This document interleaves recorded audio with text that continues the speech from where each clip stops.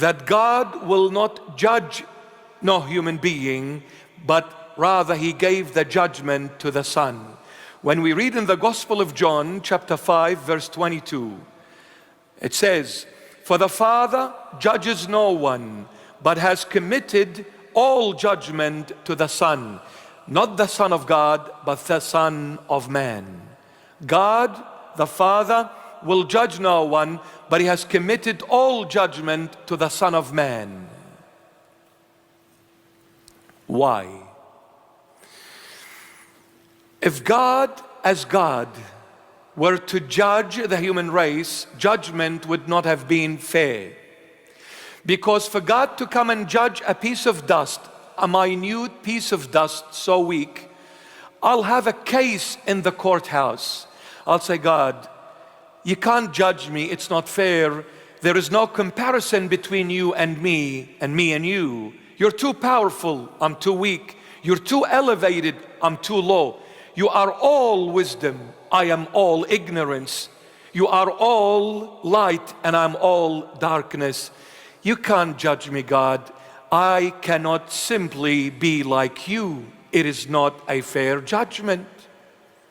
But the judgment, He gave it to the Son of Man. Jesus Christ became a human being like us, under the law. He was tempted like all of us. When He went out to the wilderness, you read that in the Gospel of Matthew chapter 4 and even Luke chapter 4 and chapter 1 in Mark. When He went out in the wilderness and He fasted for 40 days and 40 nights, the tempter came and put Him to the trial. The lust of the body and the greed of the soul and the pride of the spirit. Jesus Christ was tempted like every human being that goes through temptations. So, He's been there, He's done it, and He came out triumphant. So when Jesus, the Son of Man, comes and judges us, He's got a case. An example. If someone comes and says, I could not follow in God's path because I was extremely poor, financially I was extremely poor, and this financial poorness did not give me the strength to carry on. I was heavy burdened, trying to navigate my life every single day. I was sleeping to an empty stomach. God, it's that financial struggle that was a hindrance for me to come to you. Jesus will say, no one was poorer than me. They asked me when I was in the temple of the Lord, of God, the temple of Solomon, they asked me, do we give tax to Caesar or not? I asked for a denarii, I asked for $1. Why? Because I simply did not have even $1 in my pocket. I was this broke, I didn't have a penny in my pocket. So you talk about poorness, no one is poorer than Jesus Christ. I had only one shirt, I did not have two. Even homeless people have more than one shirt. Jesus had only one.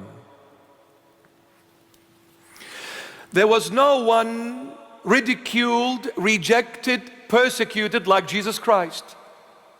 If you say, people went against me, that's why I was disheartened, I was heartbroken, because people hated me, despised me, and ridiculed me, and that's why, God, I couldn't follow in your footprints, because of people around me were so judgmental and so mean and cruel to me.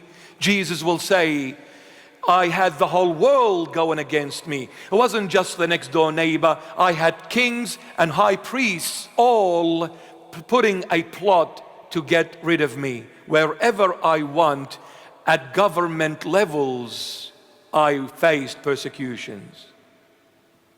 King Herod came all the way after me to Egypt to kill me.